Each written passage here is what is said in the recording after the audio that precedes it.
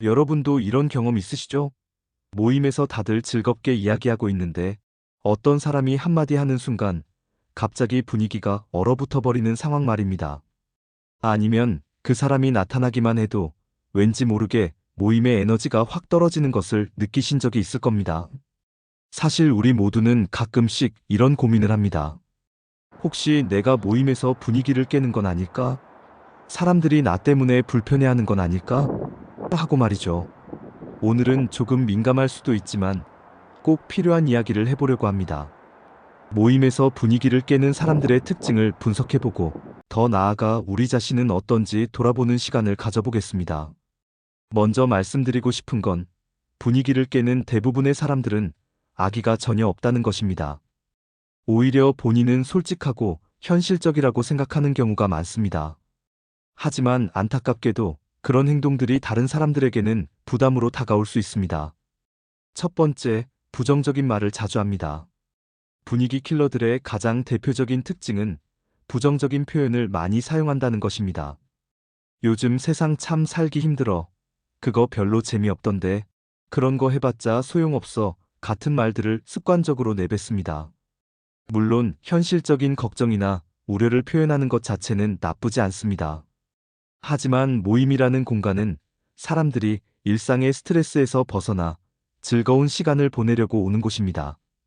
그런 자리에서 계속해서 부정적인 에너지를 퍼뜨리면 다른 사람들이 점점 지치게 됩니다.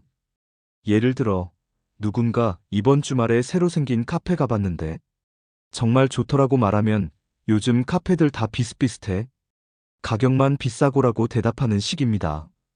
이런 반응이 반복되면 사람들은 자연스럽게 그 사람과의 대화를 피하게 됩니다. 두 번째, 자기 얘기만 계속합니다. 두 번째 특징은 대화의 균형을 전혀 생각하지 않는다는 것입니다.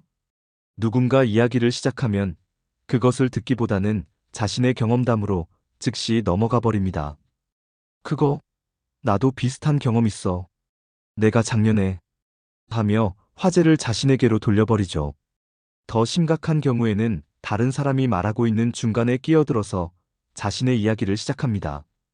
상대방이 힘든 이야기를 하고 있어도 나는 그것보다 더 힘들었어 하며 경쟁하듯이 자신의 경험을 늘어놓습니다.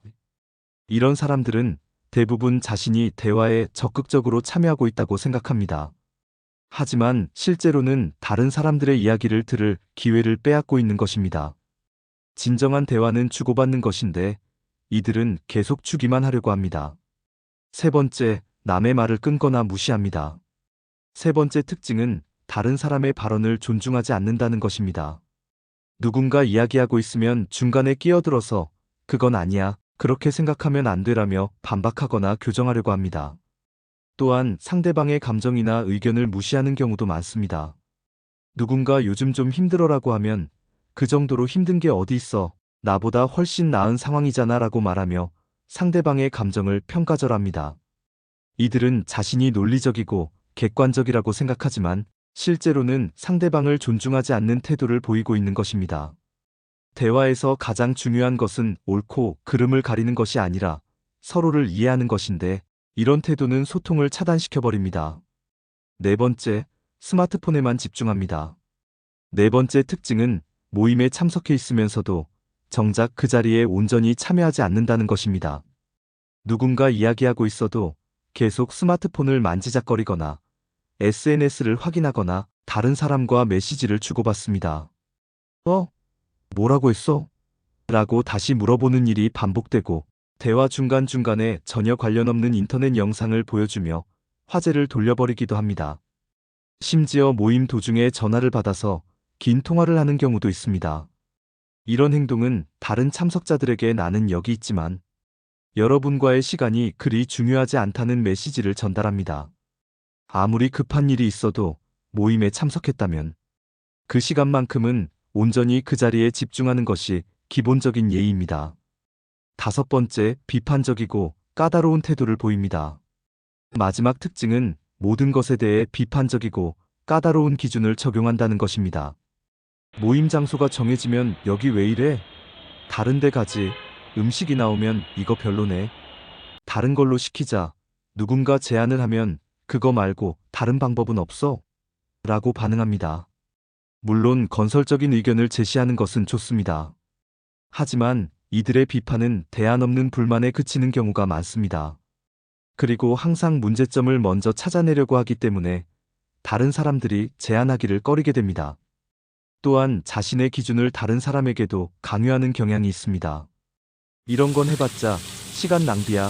그런 취향은 이해할 수 없어라며 다른 사람의 선택을 평가하고 판단합니다. 이런 태도는 모임의 자유로운 분위기를 경직시킵니다.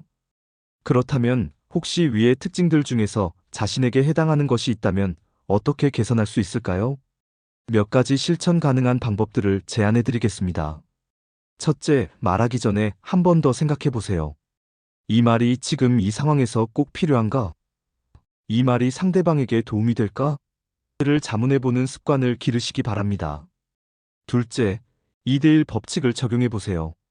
자신이 2번 말했다면 다른 사람이 한 번은 말할 수 있도록 기다려주는 것입니다.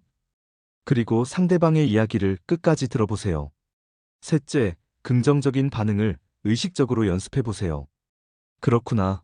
재미있네. 좋은 생각이야. 같은 긍정적인 맞장구를 쳐보시기 바랍니다. 넷째, 스마트폰은 모임 시간 동안 최대한 자제하세요. 정말 급한 일이 아니라면 잠시 내려두고 사람들과의 시간에 집중해 보세요. 다섯째, 비판보다는 제안을 해보세요. 이거 별로네 대신 이런 건 어때? 라고 대안을 함께 제시하는 것입니다. 여러분, 오늘 이야기가 다소 민감할 수도 있지만 우리 모두가 한 번쯤은 생각해 볼 필요가 있는 내용이라고 생각합니다. 중요한 건 분위기를 깨는 행동들도 결국 습관에서 나온다는 것입니다. 그리고 이런 습관들은 대부분 무의식적으로 형성된 것들이기 때문에 의식적으로 노력한다면 충분히 바꿀 수 있습니다. 완벽하게 바뀌어야 한다는 부담을 가지실 필요는 없습니다. 작은 변화 하나씩만 시도해 보셔도 분명 달라질 것입니다. 결국 모임이라는 건 서로 다른 사람들이 모여서 즐거운 시간을 만들어가는 공간입니다. 그 공간에서 가장 중요한 것은 상대방을 배려하는 마음입니다. 내가 먼저 다른 사람을 배려하고 존중할 때 상대방도 나를 그렇게 대해줄 것입니다.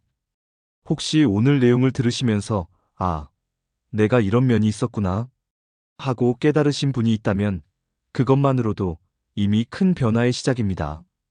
자신을 객관적으로 바라볼 수 있다는 것은 성장할 수 있다는 증거니까요. 시청해주셔서 감사합니다.